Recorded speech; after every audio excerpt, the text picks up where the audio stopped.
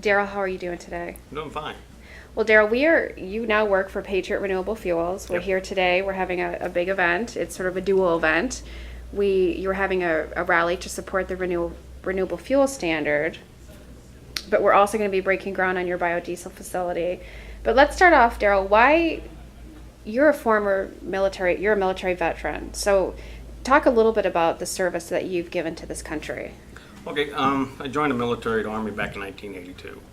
I was born and raised on a local farm down the road here. It's actually a centennial farm. We've been farmers since moving here back in 1860. I joined the military because I want to, support my country and do the right thing and defend and support the cause. During that time in the military, we've seen a lot of places, did a lot of things.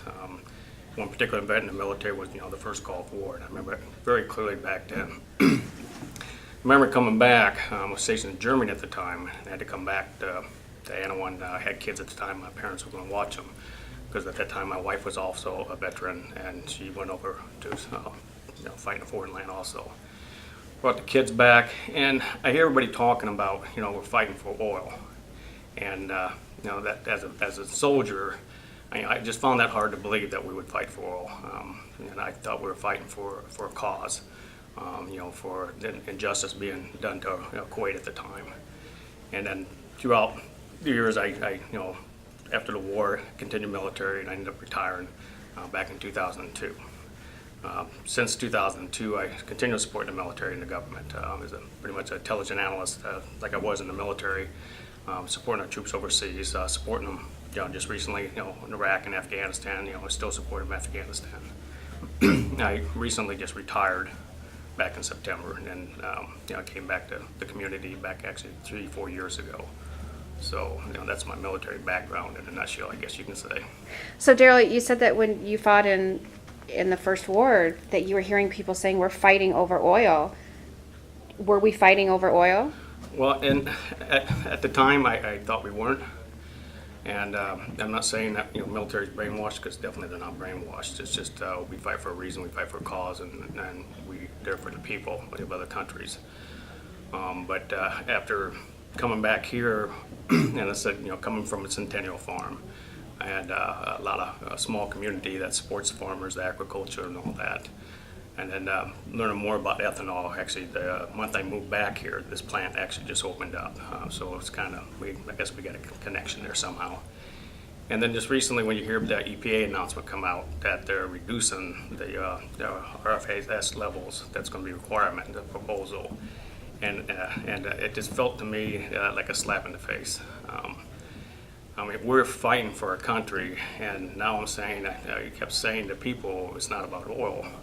But this proposal is now telling me it is. So is that what we've been fighting for all this time? We know what they're, we're not stupid. Part of the reason's oil, we know that. But that at the time, I didn't think that was the sole reason. But this announcement just makes it more like, yeah, that's what we're fighting for. And so I look at it as a slap to the face for me as a veteran. To every veteran out there, to all the people, men and women that are still serving, and I really think it's there's their big oil is dancing on the graves of all the soldiers that gave the ultimate sacrifice. It's a wrong decision to make. We have to get less dependent on this foreign oil, so our military don't have to commit to it. We have other reasons to go versus oil. So. Yeah, this woke me up, this announcement. So, Daryl, now being involved in firsthand, first you fought for oil, and now you're involved firsthand in this evolution into renewable energy and into the biofuels. Are the benefits as great on the biofuel side as people hear? Yeah, the benefits are out there. You can do any research. For example, there was a recent article about ethanol not being so green because a lot of the CRP conservation land program was being converted to corn because the ethanol caused corn prices to spike. Every fact in those articles anybody, or I can dispute, or a lot of people can dispute. Corn prices, for example, last year were high. We had a drought. I mean, that's going to drive prices up. If the land being converted, the government actually released a bunch of land from the conservation program, but they failed to mention that, and that was part of their study. In Henry County, Bureau County land change was less than 300 acres. Henry County was less than 1,000. Most of your land changes are places that don't grow corn, and so it's not. It's a, I don't know. The stories are just misleading the public, and giving ethanol and the farmers and all that a bad name, and that's another thing that I just don't agree with. Well, from your perspective as a veteran, are you sitting here thinking you're the only veteran who feels this way, or do you think there's veterans all across this country, and people currently in the military who feel the same way that you do about our fight for big oil? Oh, absolutely. I mean, I know a lot of veterans out there that look at it that big oil is driving their commitments sometimes. And I think that they look at this probably the same proposals I do as a slap in the face. There's a lot of organizations I know have signed up with the people that are against this proposal. They're voicing their opinion. And I have a feeling when time comes within the next 30 days, you're going to see a lot more.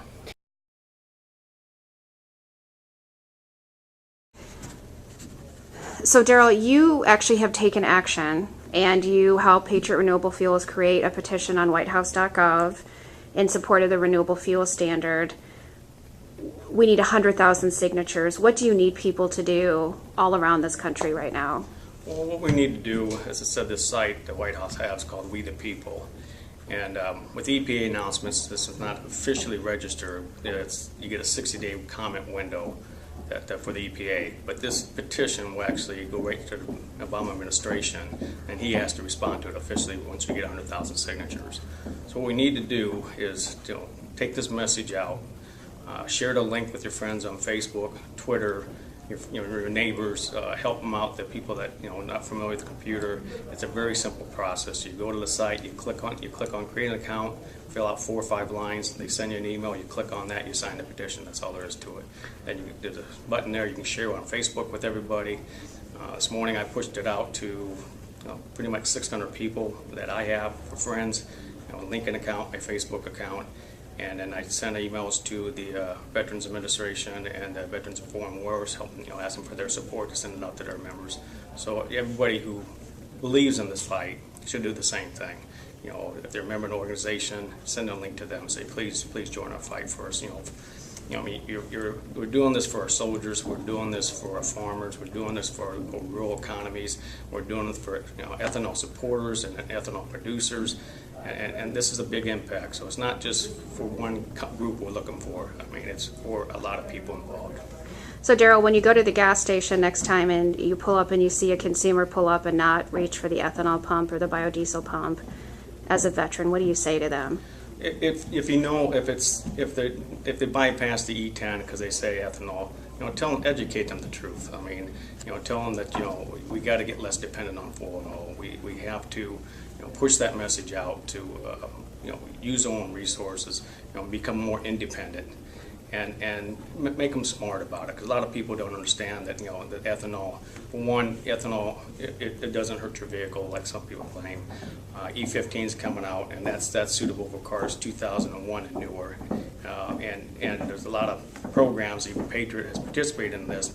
We bought an insurance policy that if they can prove that ethanol caused that, they'll gladly pay for the damage. So just educate your neighbors and educate your friends, and let's support America. Let's support the local people and not big oil. And Daryl, in closing, what do you want Americans to take away? What do you want them to know more than anything right now? More than anything right now, they need to realize we will continue to commit our sons, our daughters, our fathers and our mothers in wars in foreign lands, and they may claim it's in the name of humanity, but a lot of times it's just the name of big oil, and we got to stop that.